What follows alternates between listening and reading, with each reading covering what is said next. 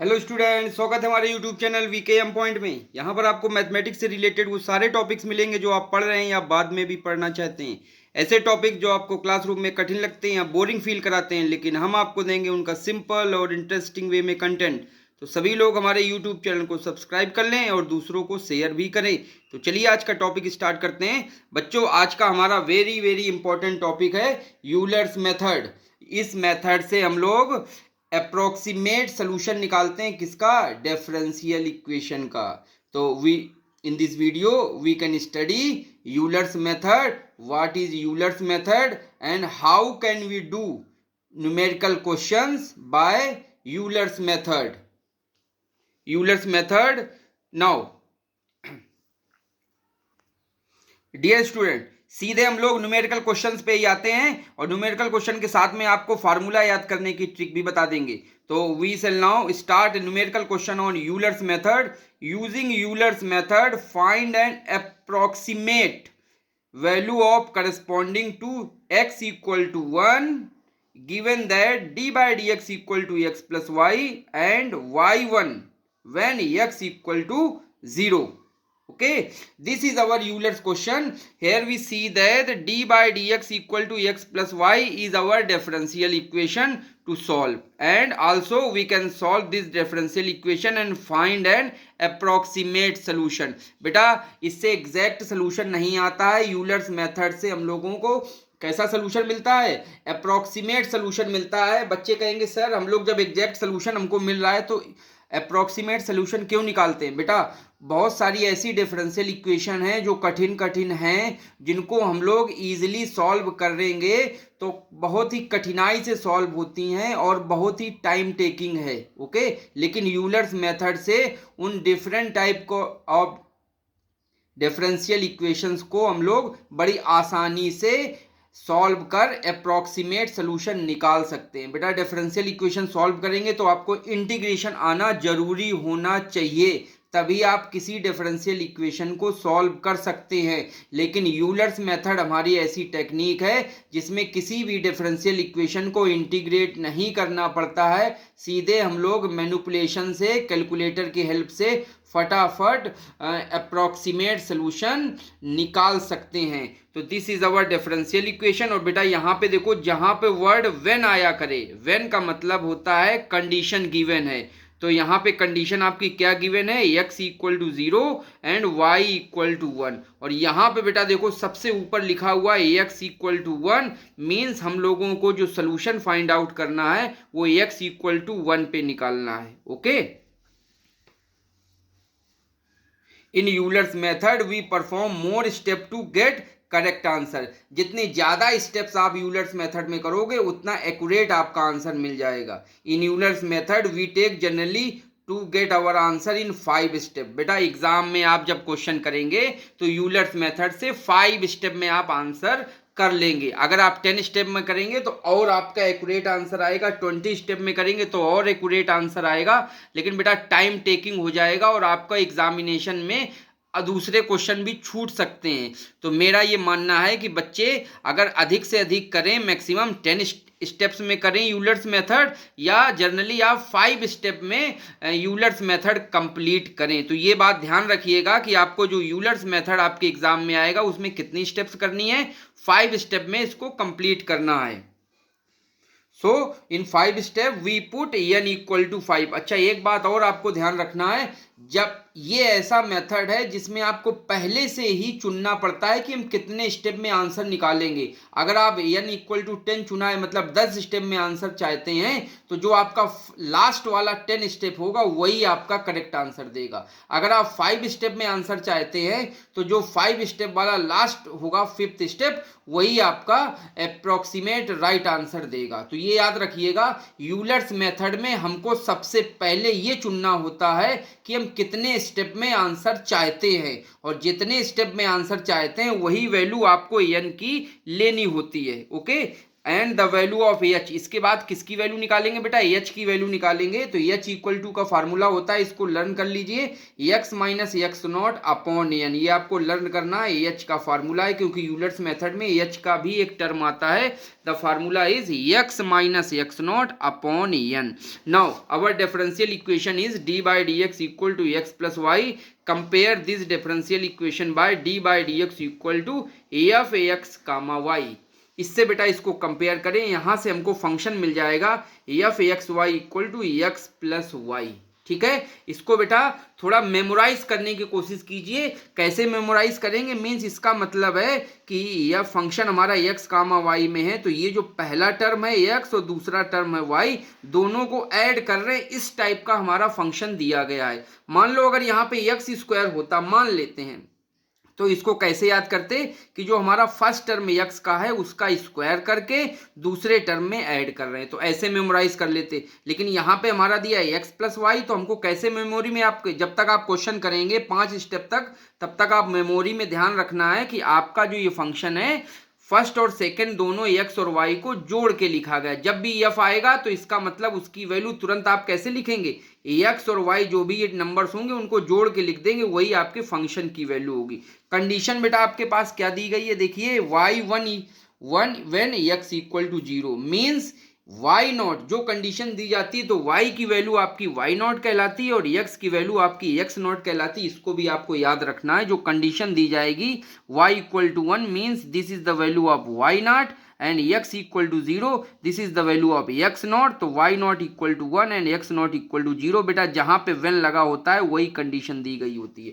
और किस पॉइंट पे हमको वैल्यू फाइंड आउट करनी है बेटा, हमको वैल्यू फाइंड आउट करनी है एक्स इक्वल टू 1 पे फाइंड आउट करनी है। वी डू यूलर्स मेथड कितने स्टेप में करना चाहते हैं, देखिए मैंने कहा है पहले ही आपको तय करना है कितने स्टेप में चाहते हैं, 5 या 10, 5 या 10, आपको 5 स्टेप में करना है। तो we do Euler's method in 5 step. जैसे आपने 5 स्टेप यहाँ लिखा तो एन की वैल्यू ऑटोमेटिक आपको लेनी पड़ेगी 5। बच्चे कहेंगे सर क्या याद करना, बिल्कुल नहीं याद करना है। आप कितने स्टेप में करते हैं आपसे पूछो, 2 स्टेप में करना चाहे तो एन इक्वल टू 2 ले लो, लेकिन आंसर बहुत एरर वाला होगा। तो 5 स्टेप में हम लोग करेंगे तो एन इक्वल टू 5। अगर कोई बच्चा 10 स्टेप में एग्जाम में क्वेश्चन करना चाहता है तो वो भी करे, उसका आंसर बिल्कुल राइट आएगा। 10 स्टेप में जो आएगा आंसर वही आपका आंसर होगा एक्स इक्वल टू 1 के लिए, तो एन इक्वल टू 10 लेना पड़ेगा। तो here we shall do Euler's method in 5 step बच्चों। ओके, तो एन इक्वल टू 5, तो एच की वैल्यू निकाल लीजिए, h equal to x, x की वैल्यू है बेटा 1 दी गई है। देखिए इस पॉइंट पे हमको वैल्यू निकालनी है ना डिफरेंशियल इक्वेशन की, तो 1 माइनस 0, एक्स नॉट की वैल्यू 0 है, अपॉन कितने स्टेप में है, 5 स्टेप में, तो 5 डिवाइड कर दिया तो एच की वैल्यू आ गई बेटा 0.2। Okay, now the formula of Euler's method is y n plus 1। This is the nth approximation formula of Euler's method is y n plus 1 equals to y n plus h into f x n into y comma y n. तो बेटा इसको learn कर लीजिए, यही Euler's method का formula. अगर इसको आपने लर्न कर लिया और कितने स्टेप में वैल्यू लेनी ये आपने लर्न कर लिया, और एच का जो फार्मूला उसको लर्न कर लिया, बस अब क्वेश्चन आपका कंप्लीट हो गया। बस आपको कैलकुलेटर की हेल्प से फटाफट वैल्यू निकालनी है, 2 मिनट में आप वैल्यू निकाल के कंप्लीट कर लोगे यूलर्स मेथड। तो बेटा एक बात याद रखना, इस लेफ्ट साइड में वाई एन प्लस 1 होता है और उसके बाद जितने भी टर्म्स होते हैं यूलर्स मेथड में सब में वाई एन होता है, ये याद रखिएगा, आप भूलेंगे नहीं। ट्रिक क्या है, लेफ्ट साइड में वाई एन प्लस 1 होगा और राइट साइड में जितने भी एक्स और वाई के टर्म्स होंगे सब में एन होगा, means y n plus h f x n comma y n. So इसको बेटा इक्वेशन 1 मान लीजिए, जो आपका यूलर्स मेथड है y n plus 1 equal to y n plus h into f x n comma y n. देखिए हम लोगों ने यूलर्स मेथड न्यूमेरिकल क्वेश्चन के द्वारा अच्छे से समझ लिया है, हर एक स्टेप समझ ली है। यहाँ पे एन की वैल्यू आपको याद करना, 0 से स्टार्ट करना है, याद रखिएगा। एन की वैल्यू कहाँ से स्टार्ट होगी, 0 से, तो एन इक्वल टू 0 1 2 3 4। आप कहेंगे सर 5 तक जाएगा, नहीं जाएगा, क्यों, क्योंकि आपने कितने स्टेप लिए हैं, देखिए 1 2 3 4 5 स्टेप ऑलरेडी आप पहले से ही तय करके चले हो कि हमको 5 स्टेप में आंसर करना है। तो जो ये n यहाँ पे वैल्यू जब जैसे n इक्वल टू 4 आप पुट करोगे तो यही जैसे पुट करोगे तो ये फाइनल आंसर आपका मिल जाएगा। तो 1 बाय 1 आपको पुट करना है इसमें n इक्वल टू 0। तो कौन सी स्टेप आएगी? Step first. n equal to 1 तो स्टेप सेकंड आएगी, n इक्वल टू 2 तो स्टेप 3, फिर n इक्वल टू 3 तो स्टेप 4 और n इक्वल टू 4 तो स्टेप आपकी 5 आ जाएगी। फिफ्थ स्टेप का मतलब है बेटा फिफ्थ अप्रोक्सीमेशन भी इसको कहते हैं। तो our first approximation is n equal to 0। बेटा यहाँ पे n इक्वल टू 0 पुट करें तो देखिए n इक्वल टू 0 तो y1 plus y0 plus h into F x0 और y कामा y0। y0 की वैल्यू कितनी है बेटा देख के बताएं। y0 की वैल्यू है 1, तो बेटा यहाँ पे 1 पुट कर दिया y0 की, प्लस h की वैल्यू अभी आपने कितनी फाइंड की है? 0.2 f। अब यहाँ पे आपको मैंने कहा था मेमोराइज करना है, मेमोरी में ध्यान रखना है कि हमारा फंक्शन कैसा है बेटा। फंक्शन हमारा है पहले और दूसरे नंबर को जोड़ने से फंक्शन मिल रहा है क्योंकि x प्लस वाई। तो बेटा इस पूरे की वैल्यू हम लोग मेमोराइज क्या किए कि फंक्शन हमारा इस तरह बिहेव कर रहा है कि दोनों का सम कर दें वही हमारा आउटपुट होगा। तो बस इन दोनों का सम कर दीजिए। देखिए इसकी वैल्यू, इस फंक्शन की वैल्यू क्या होगी? इन दोनों का सम। तो y0 plus x0 plus y0। x0 की वैल्यू 0, y0 की वैल्यू 1। इसको बेटा सॉल्व करिए। देखिए y1 की वैल्यू आ गई 1.2 आ गई। ठीक है, y1 की वैल्यू 1.2 आ गई। अब आते हैं हम लोग बेटा सेकंड अप्रोक्सीमेशन पे। सेकंड अप्रोक्सीमेशन में हम लोग क्या पुट करेंगे?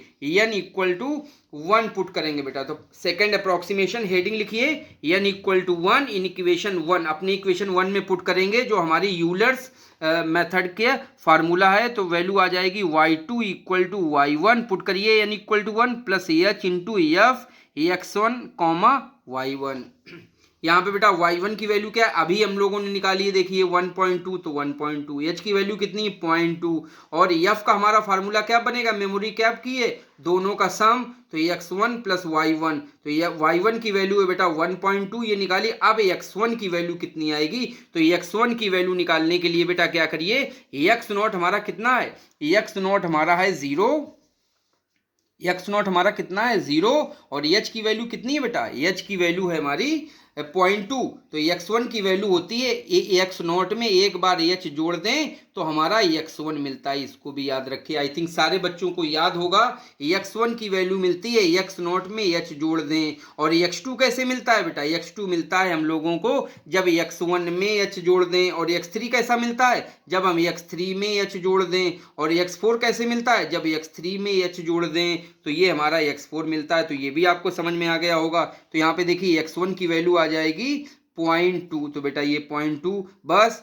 तो ये 1.2 प्लस 0.2 होगा 1.4, 0.2 से मल्टीप्लाई कर लीजिए, 1.2 का सम करिए। देखिए y2 हमारी वैल्यू आ गई y2 equal to 1.48। This is the second approximation. अब आते हैं बेटा थर्ड अप्रोक्सीमेशन पे।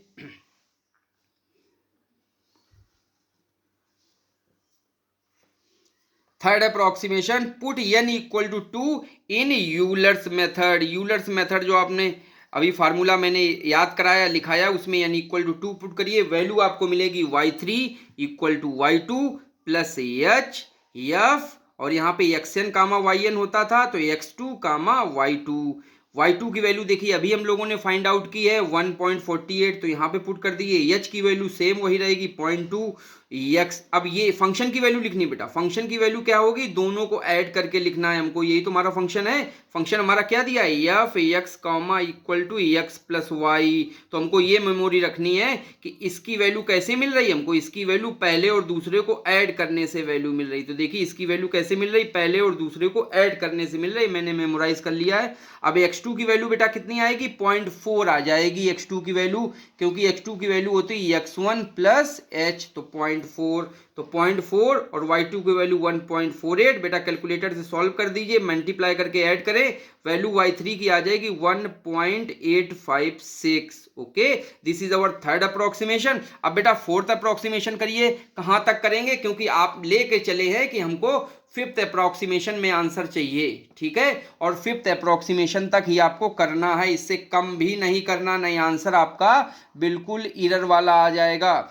Fourth approximation, put n equal to 3 in Euler's method. तो वैल्यू आ जाएगी n इक्वल टू 3 पुट करने पे यहाँ पे होता है बेटा वाई एन प्लस वन, तो n की जगह 3 तो आ जाएगा y4 y3 plus h F into x3 कामा y3। बेटा पुट करके देखो, देखो यही वैल्यू आएगी। y3 की वैल्यू अभी आपने कितनी निकाली है बच्चों बताओ? y3 की वैल्यू हम लोगों ने निकाली 1.856, तो ये लिख दिया। h की वैल्यू 0.2 है। x3 कितना आएगा बेटा? x2 हमारा आया था 0.4, तो x3 आएगा x2 प्लस h, तो आ जाएगा 0.4 प्लस 0.2। ठीक, तो ये आ जाएगी वैल्यू 0.6, तो ये आ जाएगी 0.6 और y3 अभी निकला है 1.856। दोनों को सम करिए, 0.2 से मल्टीप्लाई करिए, जो वैल्यू आएगी वो इसमें ऐड करें, कैलकुलेटर का फटाफट इस्तेमाल कीजिए और y4 की वैल्यू निकालिए 2.3472 आ जाएगी। इंपॉर्टेंट मेथड है, जरूर इसको अच्छे से तैयार करिएगा।